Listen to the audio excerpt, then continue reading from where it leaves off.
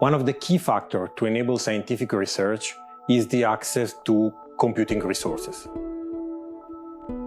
Supercomputers are the key to accelerate scientific research, and the Lexis platform is a valuable tool to facilitate their usage in different research fields, such as drug discovery, ecology, and digital twins.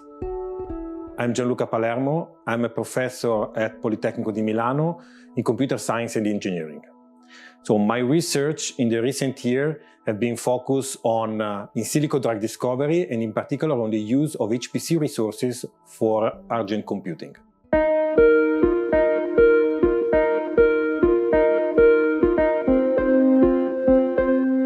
I want to start with one question, that is, what does a computer science and engineering professor has to do with drug discovery, which is usually related to wet labs with test tubes, small pipes, probes, or hospital with clinical trials with patients. Well, I have to admit that I have nothing to do with chemistry or with pharmacology. Well, I know a bit about the topic, but I don't have the knowledge to be part of such a laboratory. And also, I have been in hospital, but as a patient or as a visitor, and I don't know what's happened behind the scene when there is a clinical trial. So what's my role here? So it's not wrong to say that nowadays, computers are one of the key driving factors of modern drug discovery. So they can help in accelerating the way in which a new drug is discovered.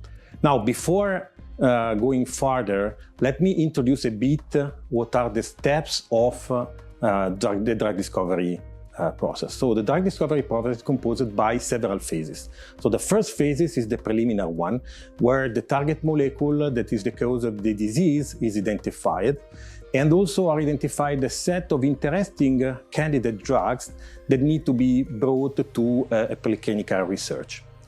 The preclinical research is a phase that identifies the molecules and tries to understand the toxicity and the efficacy of the molecule selected in the previous phase. And this is done with in vitro, with human cell, or in vivo, in animals analysis. Then we move to clinical research. Clinical research is what's happening inside hospitals. So there are trials with an increasing number of patients in the various phases of the clinical research. Then all the documents that have been generated by the previous phase are sent to a regulatory body for a review and for approvals of the drug. And if the drug is approved, then there is, of course, a post-market surveillance phase. Question mark. What do you think is the cost of the entire drug discovery process? It costs $100K, it costs $1 million, it costs 10 million, 100 million, $1 billion. Think a bit about it. Think about the length of the drug discovery process.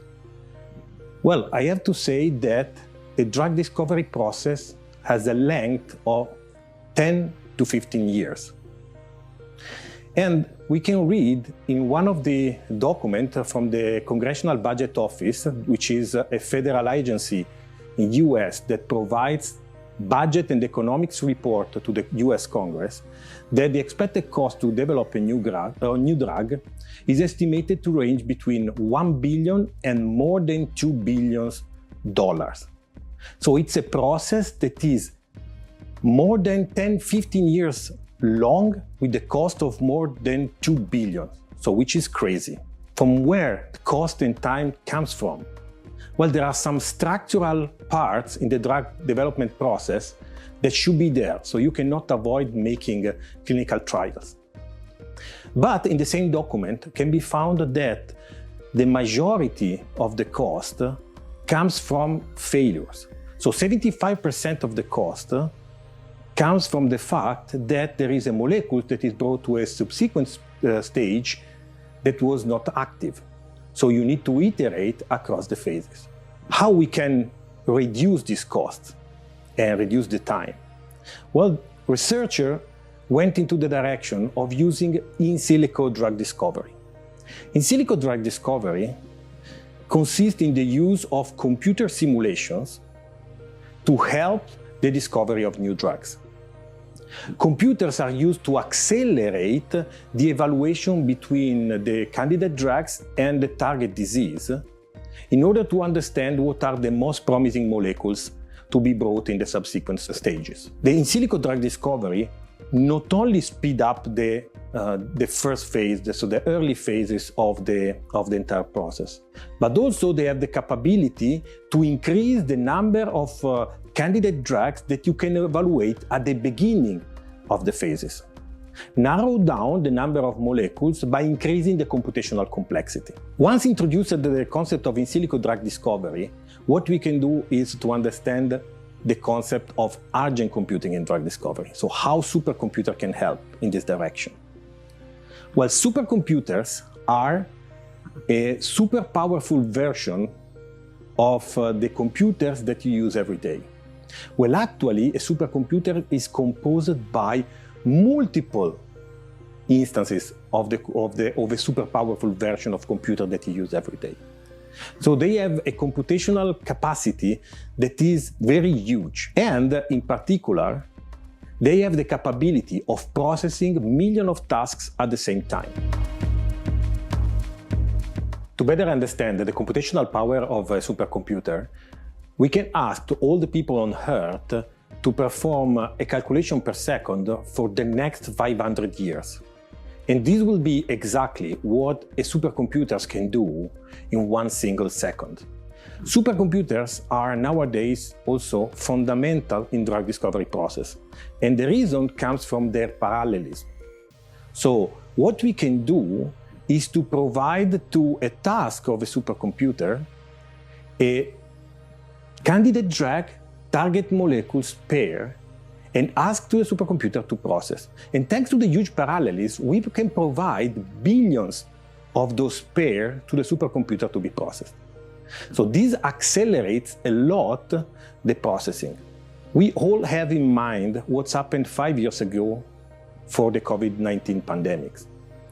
During a pandemic, time is one of the critical factors. Finding a medical treatment or a vaccine in short time can limit and reduce the spread of a virus. Well, supercomputers helps a lot in this. Urgent computing is the protocol, the process that permits to researchers to access to HPC resources, to supercomputers with high priority in order to speed up and accelerate the research. The use of supercomputers and collaborative research can help in reducing the spread of a virus during a pandemic. I will let you see a small video that was recorded during the pandemic by Ursula von der Leyen that explains one of the urgent computing projects that has been run during that period. In the fight against coronavirus, we deploy the best we have. Europe has top scientists, and Europe has top technologies, which can help us find the key to a cure or vaccine.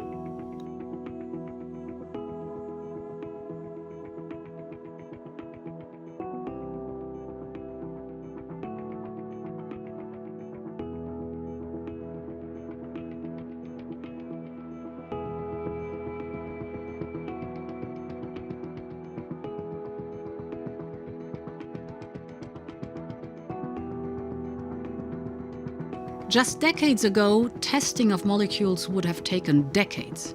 Now it takes weeks. It is great to see that Europe's supercomputers are front runners in this innovation. This is already a remarkable success.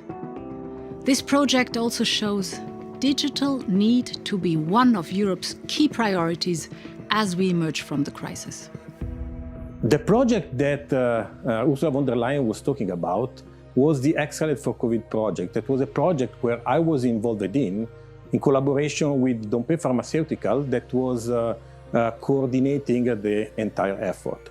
So around the world, there were different urgent computing projects that were running during the pandemic. They had three targets. So to understanding the spread of the virus, to understand the mechanism of action of the virus, and to discover possibly a medical treatment, so a new drug against the SARS-CoV-2 virus. Well, XLR for COVID was one of the projects in this last item.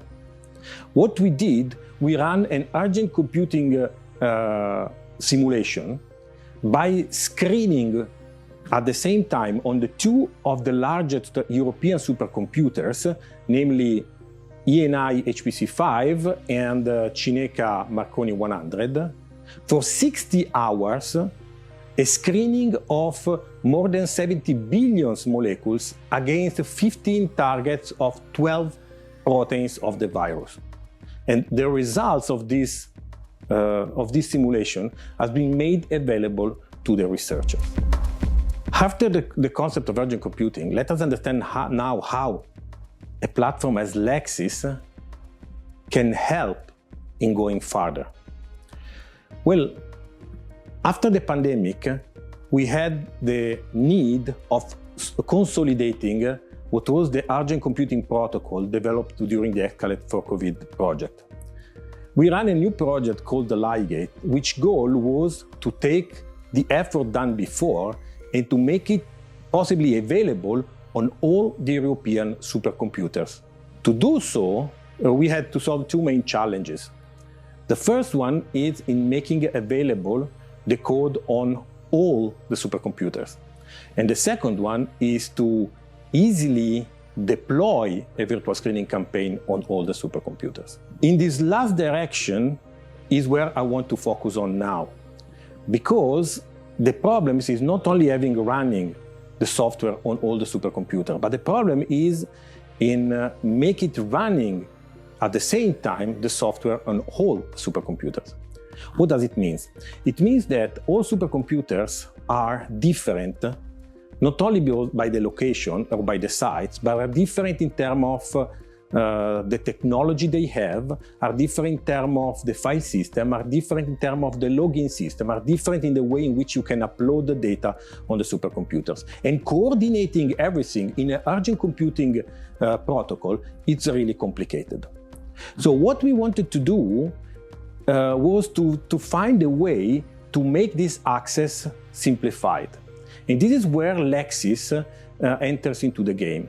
Thanks to the long-standing collaboration I had with IT4I and with the group of Ian Martinovich, what we did, we tried the use of the Lexis platform to act as this proxy for the European supercomputing resources.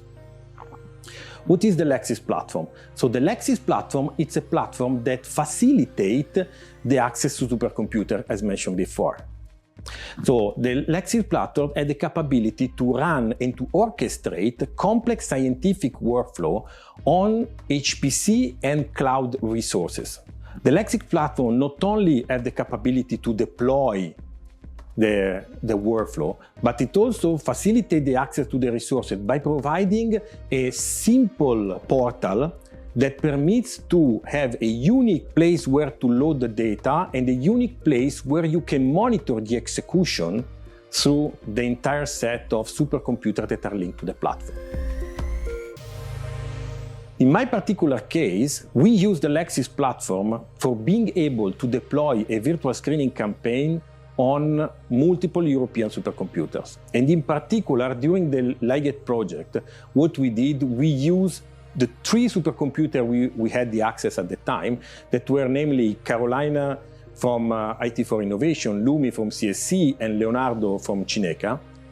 And we let run a virtual screening campaign on all these three supercomputers at the same time. The interesting point is that we didn't have to access directly for running the virtual screening campaign to the three supercomputers, but everything has been mediated by the Lexis platform. So the data has been loaded only once into the platform, and then it is Lexis that decided when and where to store the data on the different supercomputers. And also for the collected results, they are automatically uploaded inside the portal. The Lexis platform, moreover, it has also a nice feature that gives the possibility to post-process the result of the simulation by writing directly a post-processing Python script within the portal. So simplifying the management of the extracted data without the need to download them locally. So to conclude, the use of supercomputing resources, in-silico drug discovery, and Lexis, I think that we have all the tools to face a possible next global crisis. So in case of a next pandemic, we will be able to immediately deploy a huge amount of resources to screen billions of molecules in hours, making the results available to the research community for further investigation. But this is not only about speed or resources. So a platform as Lexis democratizes the access to HPC and supercomputing resources, making them available also to researchers that never used such resources before. So this is a real important point because it can enable innovative research not possible before. This is not only valid in the context of drug discovery, but this can be valid also in the field of climate analysis, ecology, biodiversity analysis and monitoring, as it is for the BioDT project. So I think that we are developing tools not only for the challenges of today, but we are developing those tools for the challenges of tomorrow.